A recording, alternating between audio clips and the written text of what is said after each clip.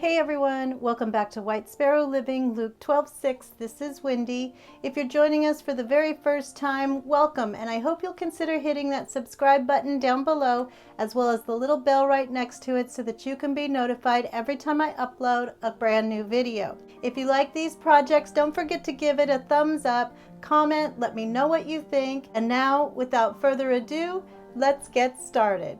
For our first project, we're going to be using one of the pumpkins from this little football banner from Dollar Tree, some random little pumpkins, the mini sized, and then from the pics you can find little vegetables or pumpkins, so we'll be using some of those, some mini pine cones, a bale of hay, and then a brie container, some paddle wire, a beautiful array of different colored chalk paint, my hot glue gun, scissors, and wire cutters. So I made this for a spring DIY, and I have this dome. It's actually cracked, but you know how I like cracked things. And so I will change this out for every season, and in this case it was the Easter season, so we made the cute little Dollar Tree bunny and put him on a pedestal and under the dome, and I just think it makes things look so much prettier. So I'm going to put him in a little plastic baggie and store him away with all of the other spring goodies. And you can see the bottom I'm using is a brie container, and so it's a good thing I eat a lot of brie because I have these on hand all the time. So originally I was going to take some Excelsior and put that on there, and then I decided, and you'll see in a few minutes, I wanted to go with the hay instead because it looked good on my tray. I use a tray to do anything that gets real messy, just to kind of keep a little bit of it in control, and so I can just throw it in the trash when I'm done, and it's not as bad on my work surface. So I'm just going to take some hot glue and glue that around the edges and press it down, and then I'm going to take my little mini bale of hay and I'm going to slice it right in half. And there's a couple of wires on there, so I used my wire cutters to cut that open, and then I knew it was going to be messy, so I just left the cover on it for the time being, and then I'll take it off, and then that's when it starts kind of coming undone. So now I'm going to take my paddle wire and make it kind of controlled by rewrapping it and getting it back into the form of a bale of hay. But by the time I'm done, it kind of looks like one of those rolls of hay instead of a square. But anyway, so because I liked the look of all that hay on my tray, I decided to take another brie container. I told you guys I eat a lot of brie. And I'm going to take some more hot glue and glue that on the sides and on the top. And then I'm going to set that aside and work on the other parts.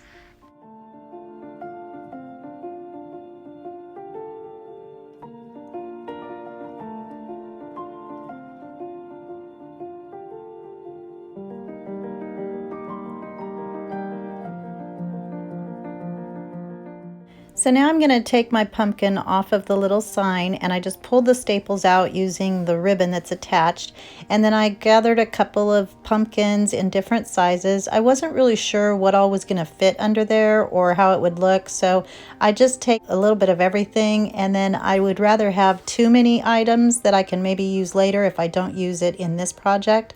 So I'm going to use my sandpaper to sand down my pumpkin and get all the glitteries off. And then I want my pumpkin to be basically white, and then the color will come with the smaller pumpkins down below. So I'm just going to paint it with my Waverly chalk paint in white, and I'm going to paint the front and the back. But first I'm going to take a skewer and hot glue that to what will kind of be the back, but there is no back. This will be double-sided in case you want to set this on a table and you can see it from all the way around.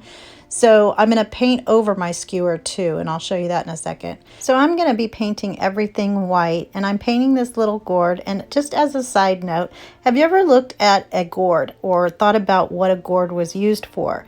And I've only seen them decorated, but if you look at the shape of these little guys, you know how we know that God always provides. But I have always thought that because these don't really get used for much as far as food type of things, isn't it perfect how you could cut this in half and just cut out that middle part, and God has provided us with a cup and a bowl.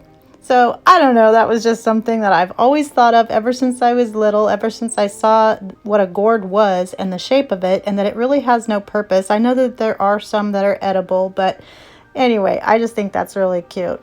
So I'm going to paint everything white to start with so that I can get a solid foundation on the bottoms. And then I'm going to go back, now that my larger pumpkin is dry, I'm going to add some Waverly Wax in Antique and just kind of antique this up and get it distressed looking and put my lines into my pumpkin and get those all shaded up. And so I put the lines down and then I'll go back in with my white and get it to where it's all nicely blended and all cutie patootie. Anytime I'm painting, I always keep some water in a little squirt bottle, because when you leave your paint out, if you're painting a bunch of things, sometimes it'll start to dry up and it'll get really thick. So if you just add a teeny bit of water, it just puts it right back to the regular state when you poured it out of the bottle, and then you can be about your business.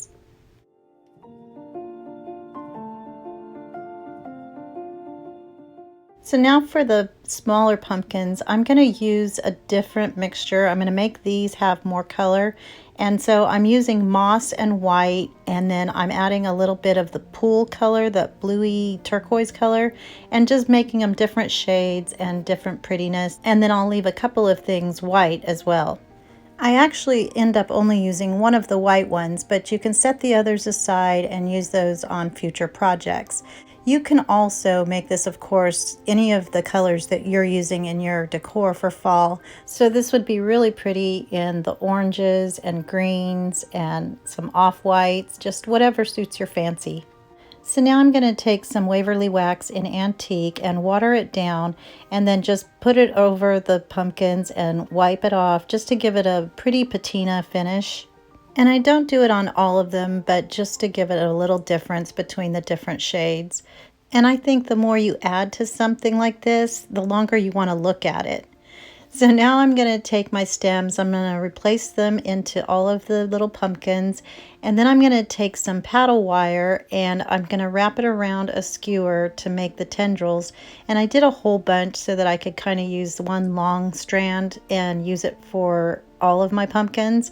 So I just kept wrapping it and then unwound it a little bit so it would come off the skewer, and then figure out how long I want them to be for each of my little pumpkins, and I'm just going to add it to that.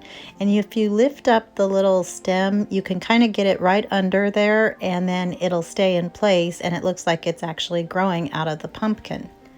There was one that didn't have a cute stem at all, so I just took it out, and then I'm going to use a piece of twig that I got from outside, and I cut it off, but as you can see, it went flying, and so I had to cut another one. Maybe I'll find that sometime when I'm vacuuming. So I'm just going to pop that into the top of that pumpkin, and any pumpkin that you don't like the stem of, you can replace it with a stick from outside, and I think it just makes it look way cuter. And then I'll take some more, and on this one, since there is no stem to pop it under, I'm just going to poke it into the top. So now I'm going to take a little bit of raffia and I'm going to wrap it around the top of that stem and tie a little bow, and it's not really going to be a bow because it's just too small and the raffia doesn't curl around, but I just wanted to give it a little something at the top, so I just cut off the ends and foof it out.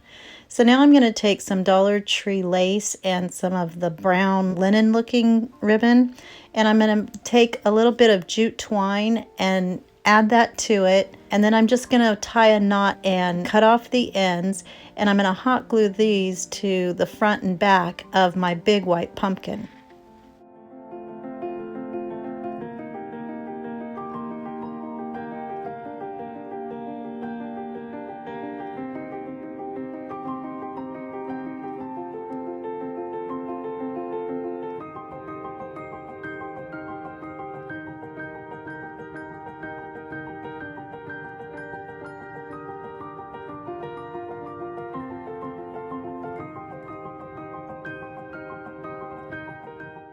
So now I'm going to take my pumpkin, and I forgot to mention to use the pokey end of the skewer so that it'll pop right into the brie container. And then I'm going to take my little ones and start gluing those at the bottom. And I have my hay bale on one side, and I just decide where I want to put them so that they're kind of stacked and look random, and the colors are different and they are cutie patootie. And then I'm going to add a couple of pine cones and place it back into my dome.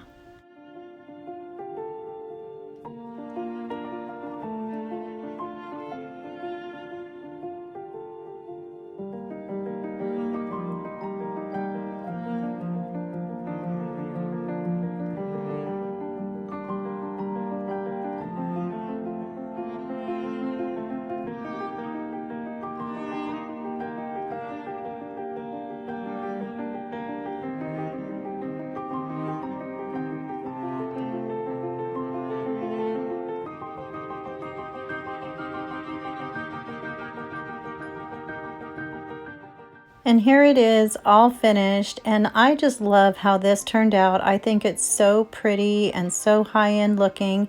If you don't have a dome, it's totally cute even without one. For the bottom, this is just a cake plate and it's cracked like I said, but you could use one of the Dollar Tree candle holders and a clear plate and make a pedestal that way. I got my dome from the Goodwill, and I believe it's Princess House just because of the etching that's on there. But if you don't have this particular one, find one at the Goodwill or at a yard sale and couple it with a pedestal that you can make on your own if it doesn't come with one. But I just love how this turned out, and I hope you guys like it too.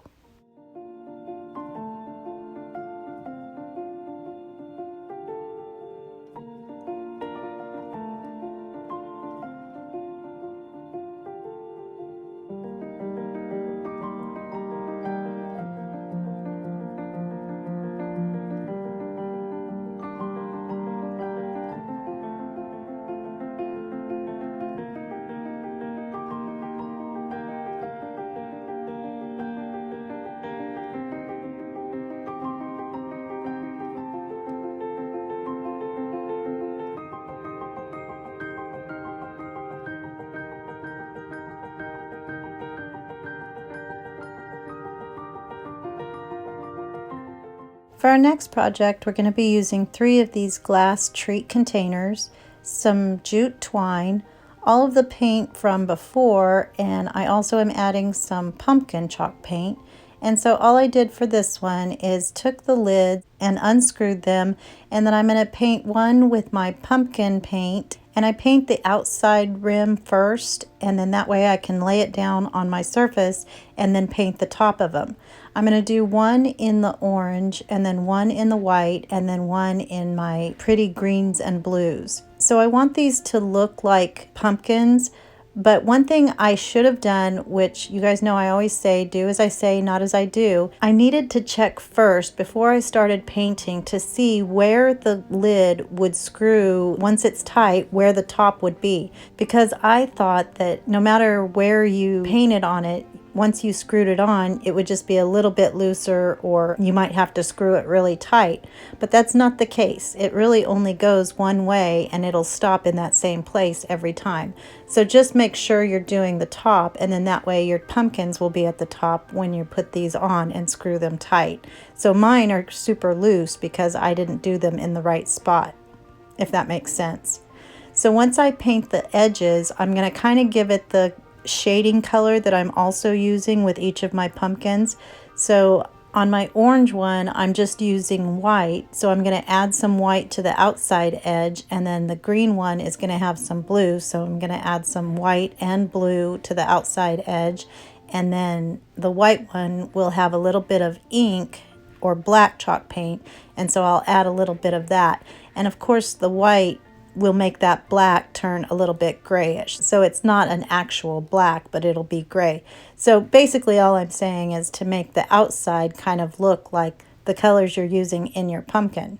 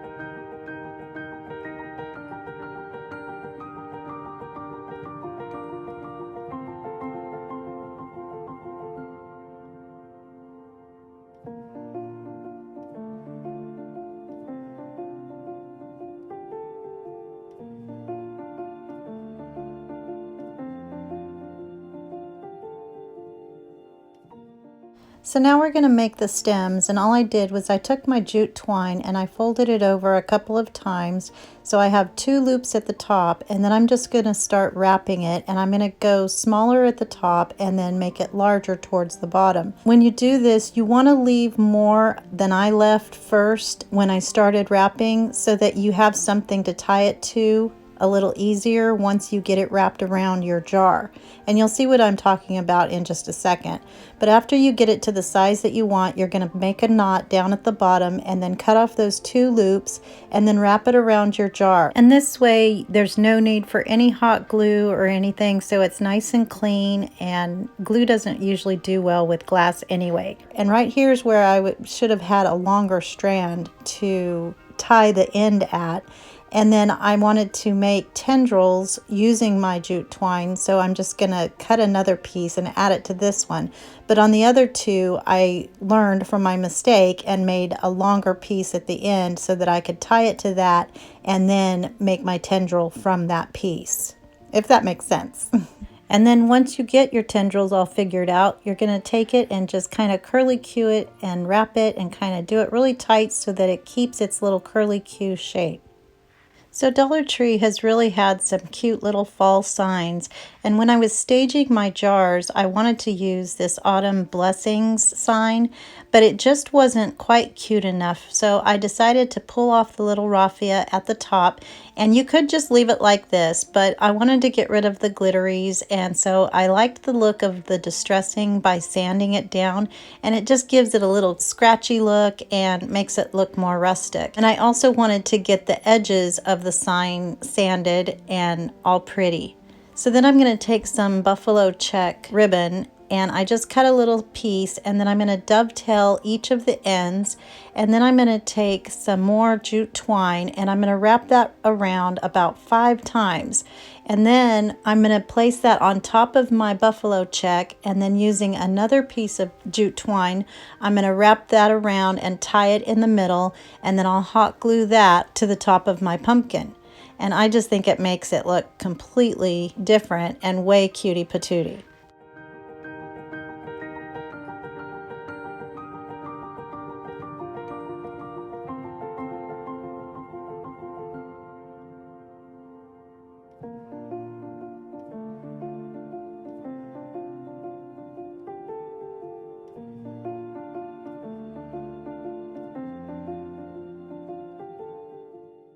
And here they are all finished, and I think these turned out so sweet.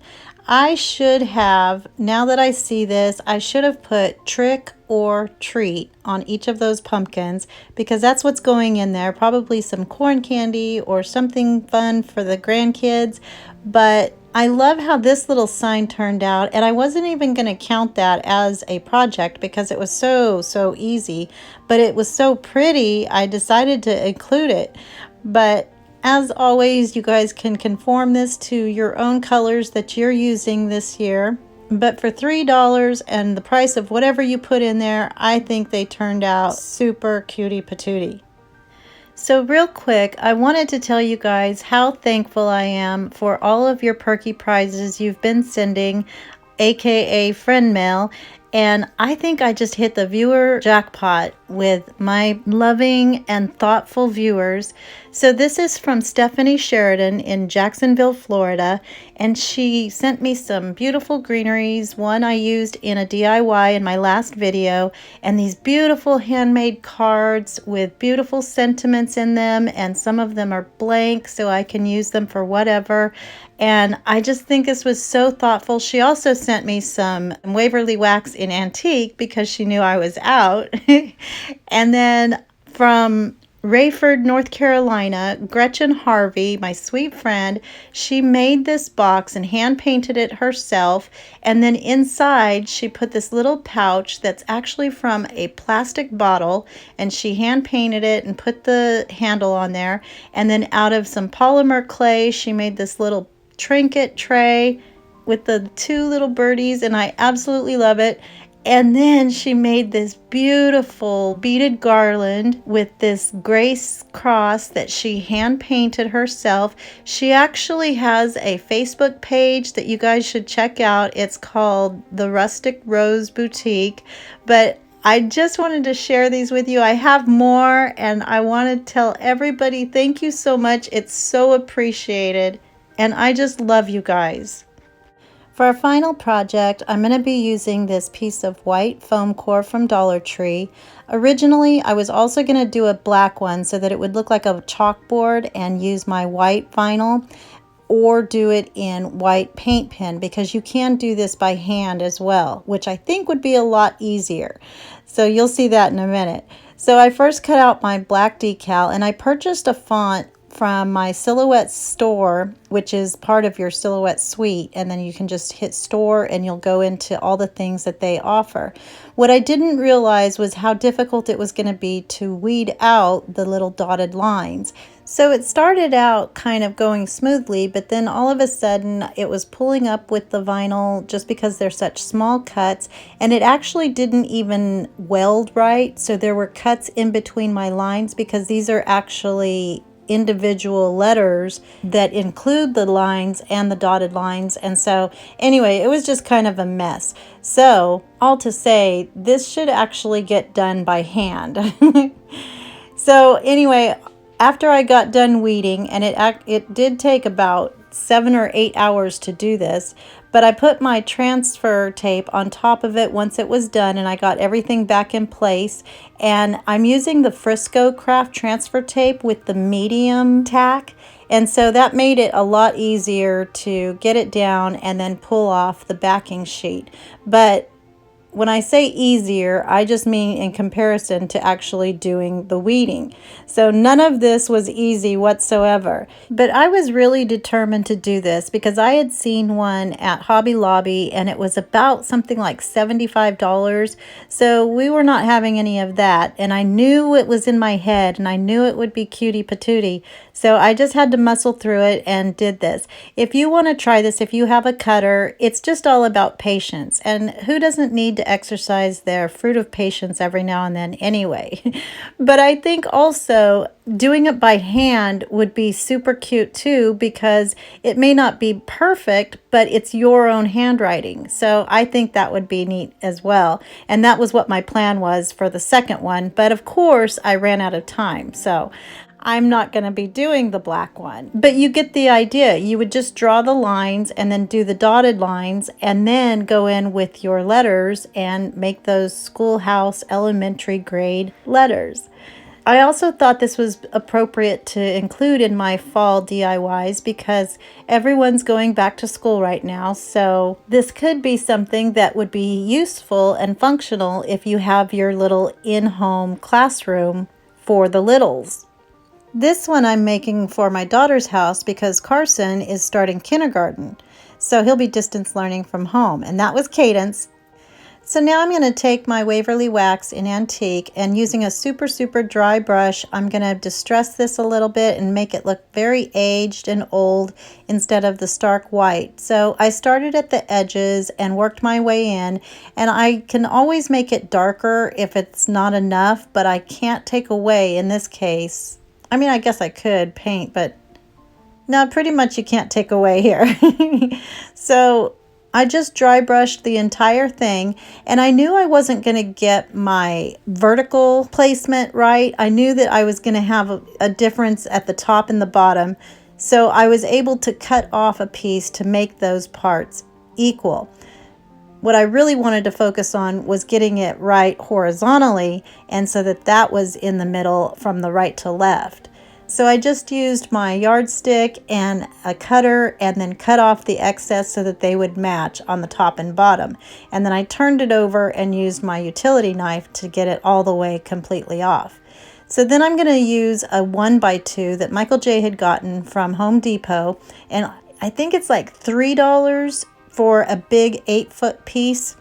And so I'm just going to cut those down so that I'll have about 1.5 inches hanging over off of each side.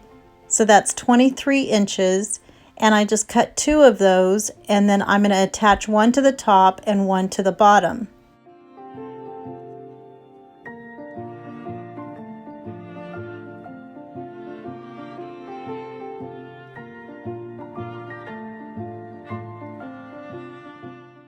So after I got them cut, I'm going to use my Waverly Wax in Antique and water that down really well, and then paint it on there with a paintbrush, and then I'll wipe it off with a paper towel, and then I'll get that to the shade that I want. Now, I've seen other DIYers make a frame like this, but it was on a smaller scale. So if your sign is not this big, you could use like the stakes from those yard stakes, you know, the wooden ones, and just cut off the arrow part or the pointy part and use that for your bottom and top, and that would only be $2. But in this case, it was just way cheaper to go with the actual 1x2 instead of buying 4 or 5 of those stakes and piecing them together. So now I'm going to attach my bottom one by measuring how wide I'm going to put it so that I can make my glue go just between those lines.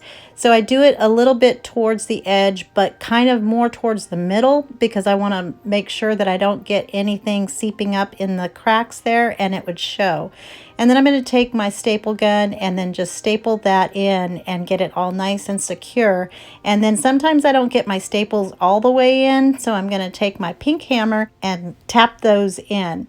So now for the other side, this is going to be the top, and I'm going to take some, I don't really know what these are called, but you know, they're the screw in that has the, not the hook, but the little round part. So eye hooks, I think. Anyway, I'm going to screw those into the top, and I measure in so that they're going to be equal, and then I do the same method of attaching my board to my foam core and make sure that that's all good and attached. And then I'm going to take some jute twine and feed that through and tie a knot and cut off the excess, and then I'll measure to see how tall I want that holder to be.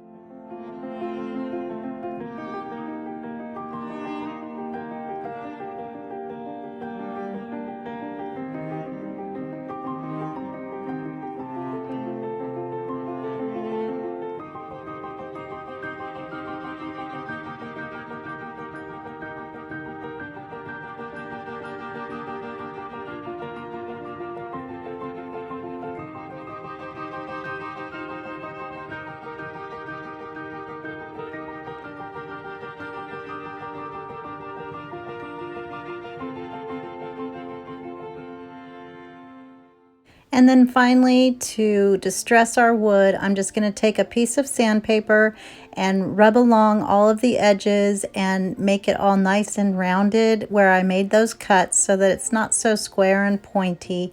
And you could do this right after you paint it too. I just kind of forgot. But here it is all done, and I think this is my favorite. I love this so much. It was a lot of work, but it was a labor of love. And sometimes the foam core board doesn't lay perfectly flat, so you would just want to put some double stick tape on the back to make it go flush against the wall. If I was keeping this, I would do that, but since it's going to my daughter's house, I won't. You may have noticed that beautiful sewing machine on the mantle, and I'll probably get some questions about it, but that was Michael J's grandmother's, and it's so very special to us, and we treasure that. So I hope you guys enjoyed these projects, and if you did, please don't forget to give them a thumbs up, comment, let me know what you think. You know, I read every single comment. Sometimes it takes me a little while to get back to you, but just be patient with me. But please know that I love and appreciate every single one of you. I am so happy you're here. You can also find me on Facebook and Instagram under White Sparrow Living. I hope everyone has a blessed day, and remember to always be the light. Bye.